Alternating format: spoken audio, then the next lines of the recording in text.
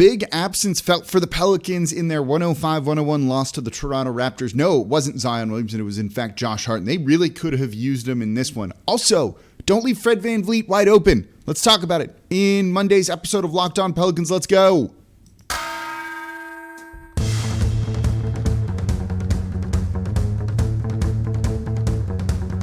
You are Locked On Pelicans, your daily New Orleans Pelicans podcast. Part of the Locked On Podcast Network, your team every day. Welcome to another edition of Locked On Pelicans, the daily podcast covering your favorite team, the New Orleans Pelicans in NBA, part of the Locked On Podcast Network, your team every day, available wherever you get your podcasts. I'm your host, Pelicans Insider, credential member of the media, Jake Madison, at NOLA Jake on Twitter. Here with y'all on this Monday, kicking off a week's worth of shows. Wish it was after better news, though. The Pelicans losing to the Toronto Raptors 105-101. And thank you for making Locked On Pelicans your first listen every single day. We're available on all platforms, including YouTube, and available 5 days a week, talking about the biggest stories, everything you want to know about this team. No paywall, just free Pelicans talk. Subscribe wherever you get your podcasts and on YouTube as well. Leave a 5-star review with a comment. That really does help this keep it free and 5 days a week for you all. And tell a friend about the show. You don't want an uninformed friend just talking like they don't know anything. I have a couple of those. They text me all the time, and I'm just like, what are you guys doing here? Like, come on now. You know I host a show. They listen. They've gotten better with all of that. So the Pelicans lose 105-101. Also, happy start to official basketball season, right? With the Saints eliminated from playoff contention. That sucks. I hate the Rams. I hate Matthew Stafford. Roll Tide for the game tonight, just to spite him for that reason with the Georgia Bulldogs. So Pels lose 105-101. It's kind of the same old with this game, right? They fight hard against a good team. Toronto's kind of good right now. Fred VanVleet should absolutely be an all-star. Dude's been on an unbelievable scoring streak. Siakam is still very, very good. They're well coached. They're getting healthy and able to do some things they haven't been able to do in a while in terms of lineups. They're starting to roll. And New Orleans had a chance to steal this win on the road. They had enough offense. They shot the ball well enough in this one. They got 22 points from Brandon Ingram, 20 and 17 from Valanciunas. They shot reasonably well from 36%. They shot better than the Toronto Raptors did from the field at 45%. They made their free throws. They finished with just 13 turnovers, which for them is kind of good, but they just didn't have enough. And something that's really started to come up over these past couple of games, despite the team having fight, right? That'll get you somewhat far, but it's not just enough to win you games. You've got to play smart, execute. And they did not do that defensively in the fourth quarter against the Toronto Raptors. It kind of comes down right to some degree one play, a minute 50 left. You have Pascal Siakam with the ball, and the Pelicans decide to double him, and it's late in the shot clock, super late in the shot clock, and the Pelicans decide they want to double him for some reason. I'm not entirely sure why. I haven't been playing it right here. 6 seconds left. He's going to have to just rip a three that's going to be somewhat contested. He's being guarded by Herb Jones. They bring Fred VanVleet over. He's got Devonte Graham on him. They force a switch. So now you've got Devonte Graham on Pascal Siakam. You've got Herb Jones who's trying to kind of straddle the line between Siakam and Fred VanVleet. And he's actually doing a good job. I don't think this plays as bad as some people were saying on Twitter. Fred VanVleet kind of drifts away more towards the middle of the court. This is going on the right side of the wing. He drifts more towards the middle of the court and then backwards a lot. And so they double Siakam, and I'm watching it here, and then he just passes it over the head of Herb Jones, who should be probably glued to VanVleet here, who then drains an unbelievably deep three, almost a logo three. It was 34 feet, 35 feet. You can't leave Fred VanVleet open. I agree with that. This is a guy who scored 32 points in this one. He was 8 of 17 from 3. And on the next possession, he hit a 25-foot three that basically just all but ended the game. This one tied the game. The next one put the Raptors up by 3. Yeah, you probably need to stay glued to him. Antonio Daniels said it on the broadcast of, kind of defensive rules go out the window when a guy is that hot and has been on that much of a heater over the past 2-3 weeks, which is what VanVleet's doing, just regularly scoring over 30 points per game. But at the same point, he's 34 feet back. Is he going to actually hoist that shot? Yeah, because when he started to take it. There were just 3 seconds left. But if he was even remotely near the 3-point line, like even if a couple of feet behind it, not, 10 feet behind it, you have a guy in Herb Jones who would have been able to contest it well. I actually think Herb did a decent enough job.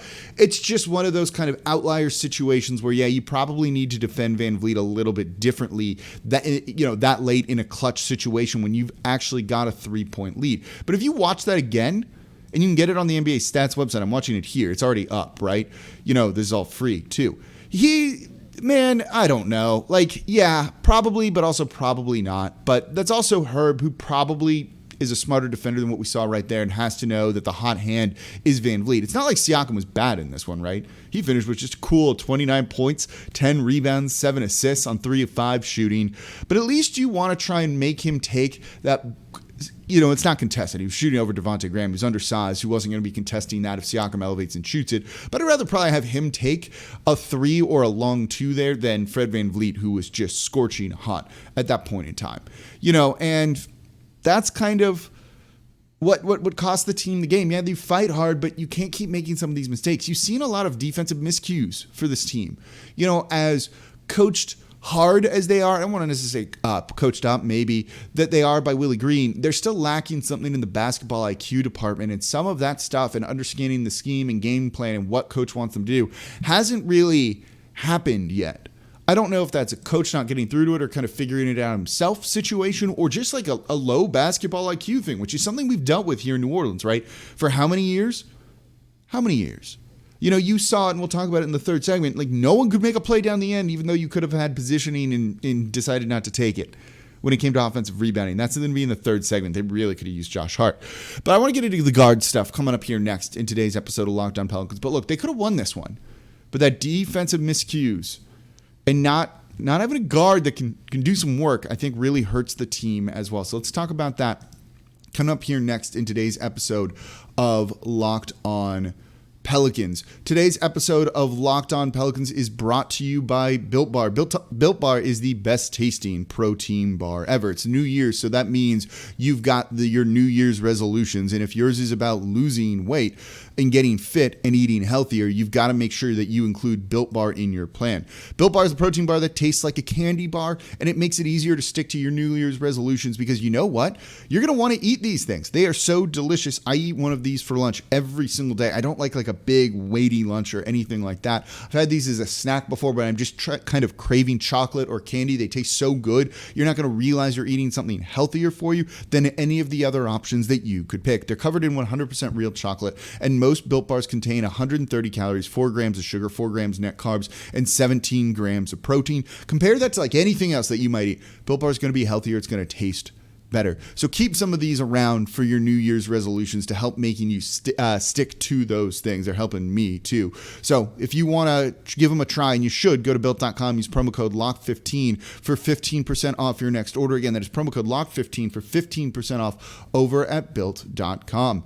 All right, thank you for making Locked On Pelicans your first listen every single day. Now for your next listen, check out the Locked On Now podcast. Nightly recaps of every NBA game with analysis from our local experts. If you just decide that you're going to look through the box scores to try and figure out what happened, you're missing a lot of context. You're not going to get how big of a play that Fred VanVleet 3 was. You're not going to really know that John Morant had one of the more crazier blocks you've ever seen in your life in that game.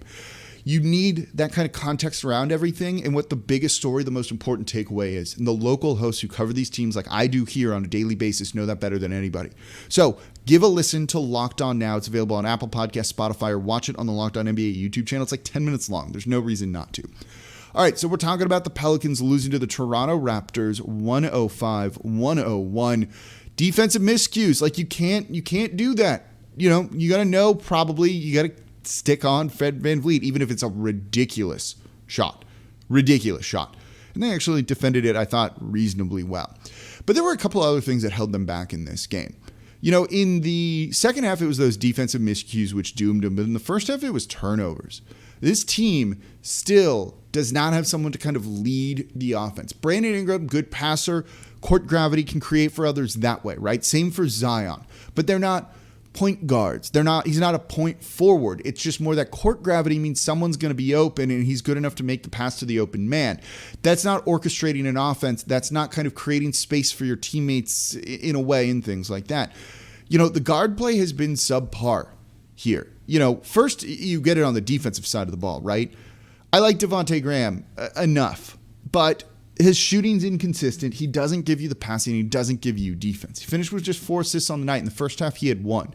Garrett Temple started and plays with Josh Hart. 3 assists in the first half. Combining for 4 isn't a way to win very many basketball games when you have a big man in Jonas Valanciunas who needs someone to get him the ball. Same for Brandon Ingram too, right?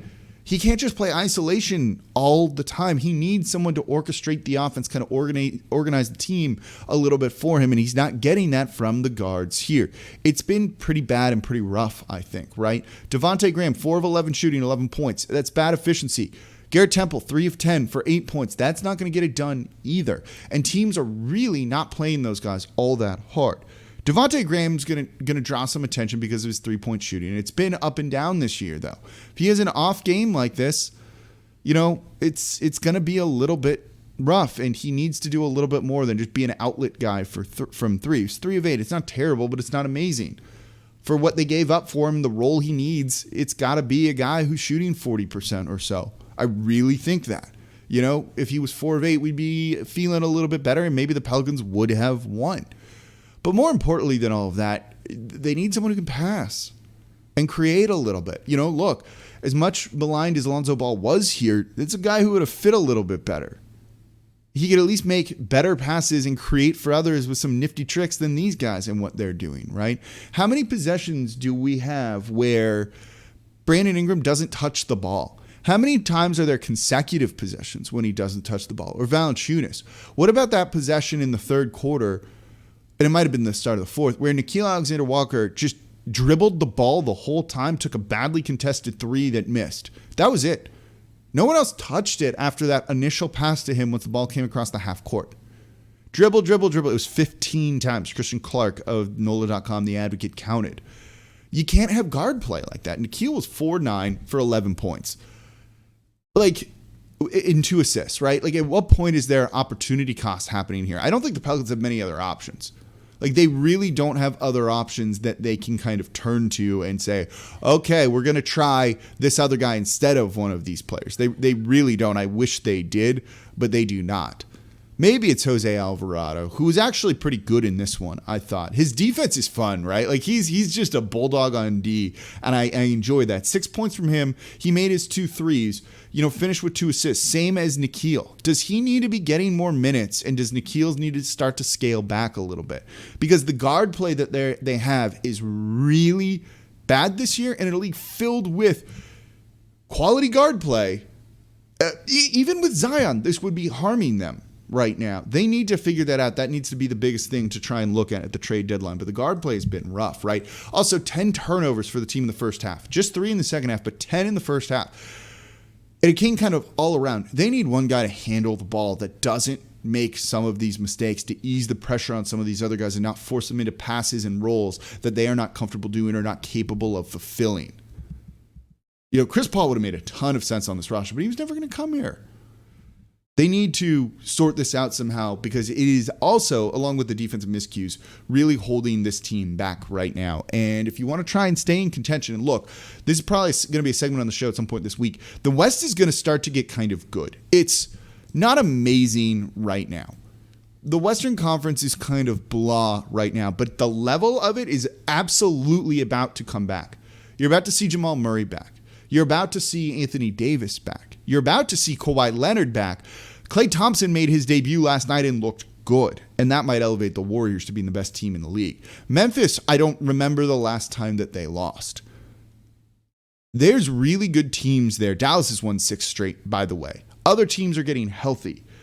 You're going to need to make a move soon and bring in some help if you want to try and win games and get into playoff contention, because treading water like this and this brutal run of schedule they're on really might kind of end the season earlier than we'd like to see, unless something changes soon.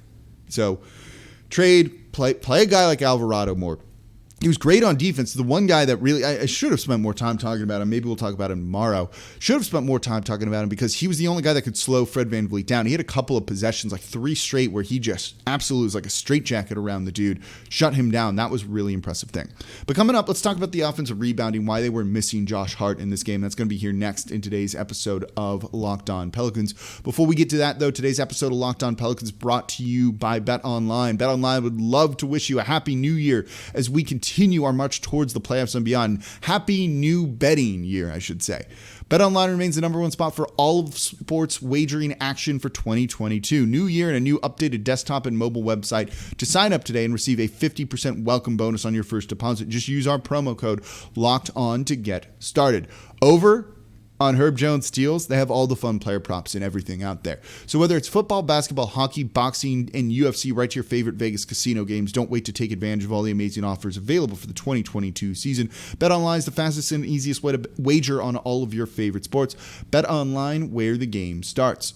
All right, thank you for making Locked On Pelicans your first listen every single day. We're free and available on all platforms 5 days a week, Monday through Friday, breaking down everything you want to know about the team. Absolutely free. And here consistently every single day of the week. Now, for your second listen, go check out Locked On Saints, Ross Jackson. Breaking down everything black and gold. I was kind of disappointed about the season for a little bit, and I really started to think about the perspective around it. 4 starting QBs, and they almost made the playoffs. If it wasn't like, the Rams just being stupid idiots and people I dislike right now. 4 starting QBs, and you were almost in the playoffs. Man, that's freaking impressive and a good season. And I know he's going to kind of take that spin on it and look at it. I'm looking forward to listening to his take on everything because I think he's one of the best in the business and really a guy that I trust when it comes to everything black and gold. So check out the Locked On Saints podcast. All right, but we are talking about the New Orleans Pelicans' happy official start of basketball season, right? 105-101 loss to the Toronto Raptors. So we went over defensive miscues really hurt them in this one. So did the guard play, less so than defensive miscues, and the one we're about to talk about here. The other reason this team got sunk in this game and wasn't able to steal the road victory. Offensive rebounding. Whew. The Toronto Raptors had 15 offensive boards. It led to 24 second chance points for them. In the final minute of the game, the Pelicans had a chance to end a possession, and the Toronto Raptors took I think they grabbed 4 offensive boards on it, 3 offensive rebounds on that one possession. New Orleans was just unable to get in position and close it out. This is a lack of Josh Hart, right? The Pelicans are a very good defensive rebounding team. This is usually not an area that they struggle with. They're actually going into this game was the second best defensive rebounding team in the league by defensive rebounding percentage, which is better than defensive rebounds per game. Number 2, they grab almost 80% of all available defensive boards. They're giving up basically an offensive rebound 1 out of every 5. They're grabbing 4. The opponent's grabbing 1 after an opponent missed shot. That's a really good number. Second best in the league, 79.3%. Wasn't the case in this one, which is not a great thing. This is really just Josh Hart. I truly think that this one really was Josh Hart. The Pelicans had a 64% defensive rebounding percentage in this one. That is certainly not going to get it done. 36% of all defensive rebounds went to offensive boards to the Toronto Raptors. It's a really bad number.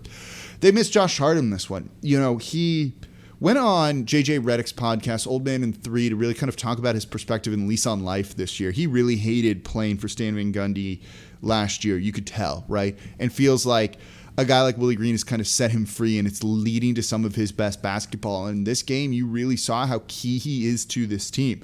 This is the guy we're all throwing in trades because, one, it's like one of the more attractive pieces New Orleans has other than picks. They don't have a ton of those. It's kind of a one-year deal, so it seems like maybe they want to try and get something for him. Because if he plays like this and the team struggles when it comes to defensive rebounding in his absence, he's going to have a lot of leverage this coming off season, right? He knows how important he is to the team. You saw it in this game. They win with Josh Hart out there. I don't care what he does offensively. They win if he's out there just because he would have limited, say, the Toronto Raptors to 13 offensive boards. That probably would have been enough if he was out there doing that. He, literally, pun intended here, heart and soul of the team right now to a degree. He embodies that kind of blue-collar ethic, just goes out and makes all the hustle stuff, never gives up. To not have him out there due to contact tracing, right? not a COVID positive himself, but contact tracing, hurt this team. They lost because he wasn't out there, among other things, of course, but they could have overcome some of those because at times they weren't the worst things and they weren't all game long. They got some quality guard play at times. They weren't making defensive miscues every single time, but they didn't have Josh Hart out there at any point. They were missing him the whole time. He's been really important to the success of this team, the limited success that they've had, and they missed him in this one. You can't give up 15 offensive boards. Credit to Toronto. They actually got into position, right? But New Orleans needs to realize that and needs to fight harder for positioning down low and not let it so easy for guys to kind of get that inside track to be able to get the board. Now you have to rebound over to the top of them, and you're not going to get that against Toronto, who kind of goes really tall at times. And in fact, you saw Jackson Hayes and Jonas Valanciunas out there to kind of combat that. They were out there together, and it didn't really quite work. Jonas Valanciunas rebounded well. Jackson Hayes did not, but that's sometimes been an issue for him. Pelicans needed a guy to step up. They didn't. It's part of the reason why they lost the game because Josh Hart wasn't in this one. So let's talk a little bit more about Jose Alvarado tomorrow, maybe the Western Conference as well, and it's going to be a game day for the Pelicans as they take on the Minnesota Timberwolves. So thank you all very much for listening. Now for your second listen, Locked On Bets, your daily one-stop shop for all your gambling needs. Locked On Bets, it's free and available on all platforms. As always, I'm your host, Jake Madison, at NOLAJake on Twitter, and I'll be back with you all tomorrow.